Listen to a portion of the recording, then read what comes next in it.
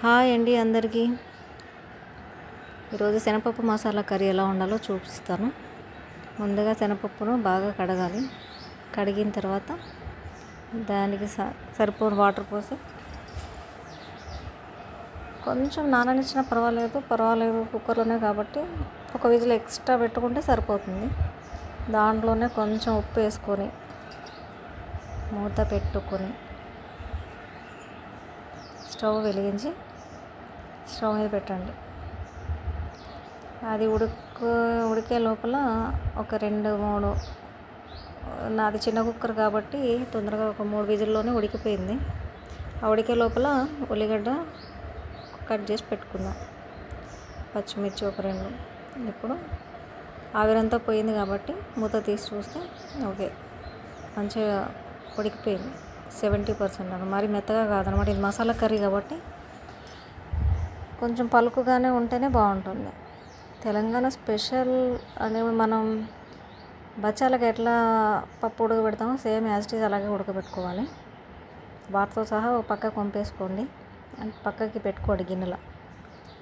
ఇప్పుడు అదే కుక్కర్ గిన్నెలో నూనె పోసుకోండి. దాంట్లో కొంచెం జీలకర్ర, ఆవాలు, ఒక 3 లవంగాలు, చిన్నది దాల్చిన చెక్క, ఎందుకంటే మసాలా ఫ్లేవర్ రావాలి కాబట్టి చిన్న దాల్చిన చెక్క వేసి అది చిటపట అని మంచిగా ఫ్లేవర్ ఆయిల్ కంటేదాకా ఉంచి ఉల్లిగడ్డ, పచ్చిమిర్చి 2 వేసుకోండి.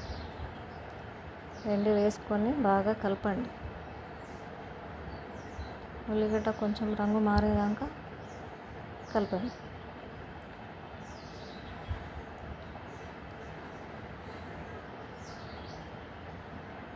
మూత పెట్టండి. ఫస్ట్ దీంట్లో ఉప్పు వేసుకోండి. ఉల్లిగడ్డ మంచిగా తొందరగా వేగడానికి, మళ్ళా ఉల్లిగడ్డలో కొంచెం స్వీట్నెస్ ఉంటుంది కాబట్టి ఆ స్వీట్నెస్ పోవడానికి ఉప్పు కంపల్సరీ యాడ్ చేసుకోవాలి.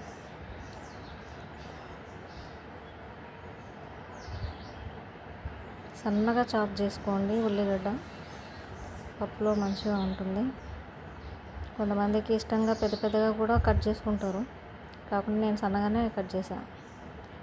దీంట్లోనే కొంచెం ఒక చిన్న స్పూన్ అంతా అల్లం వెల్లుల్లి పేస్ట్, అది కూడా ఉల్లిగడ్డలకు బాగా పట్టే విధంగా, అల్లం వెల్లిపాయ స్మెల్ ఉంటుంది కదా, అది మొత్తం పోయే వరకు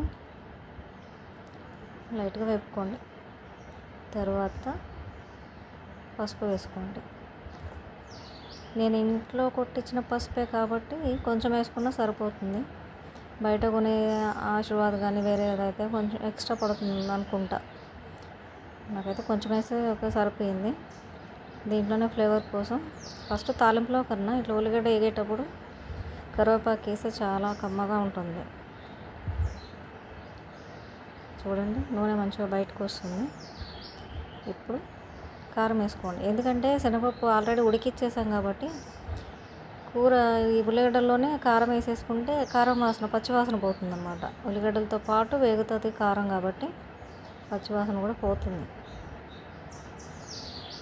కొంచెం ఆ కారం పచ్చివాసన పోయిందాక ఉంచండి. అలాగే ఒక పావు చిన్న టీ స్పూన్తో గరం మసాలా వేయండి. గరం మసాలా ఫ్లేవర్ కూడా ఉల్లిగడ్డకి అంతా మొత్తం ఫ్లేవర్ అంతా ఉల్లిగడ్డకే పట్టాలి. ఫస్ట్ కలుపుతుందండి, అడుగంటేస్తుంది. కలిపి ఇప్పుడు ఈ పప్పు ఉడకబెట్టుకున్నది కదా, వాటితో సహా వేసేయండి. వేసి కలపండి. ఎందుకంటే వాటితో సహా వేయడం అని అంటే మరీ గ్రేవీ లేకుండా గింజలు ఉంటుందన్నమాట. అలా కాకుండా ఉండాలంటే మనం వేసుకునే వాటర్తో చూసుకోండి. మరీ ఎక్కువైతే ఎక్కువ వేసుకోకండి. మనకి ఎంత గ్రేవీ కావాలో అంతవరకే వేసుకోండి వాటర్. మిగిలింది పక్కన పెట్టేసేయండి, ఏం పర్వాలేదు. ఇప్పుడు ఈ పప్పు ఉడికేటప్పుడు కొంచెం ఉప్పు వేసాం, మళ్ళీ ఉల్లిగడ్డ వేగేటప్పుడు కొంచెం ఉప్పు వేసాం కదా, ఉప్పు సరిపోతుంది. మళ్ళీ ఇంకా వేయకండి, ఉప్పు కష్టం అయిపోతుంది, ఉప్పు ఎక్కువైపోతుంది. పప్పులోంచి బుడగలు వస్తున్నాయి చూసారా, మంచిగా ఉడుకుతుంది అన్నమాట. ఇప్పుడు కారం మసాలా, గరం మసాలా, కరివేపాకు ఫ్లేవర్ అంతా పప్పు పడుతుంది. ఇప్పుడు కొబ్బరి పొడి వేసుకొని మళ్ళీ ఒకసారి కలుపుకోండి. కొబ్బరి పొడి వేయంగానే చూడండి గ్రేవీ చిక్కబడినట్టు అనిపిస్తుంది కదండి. ఓకే,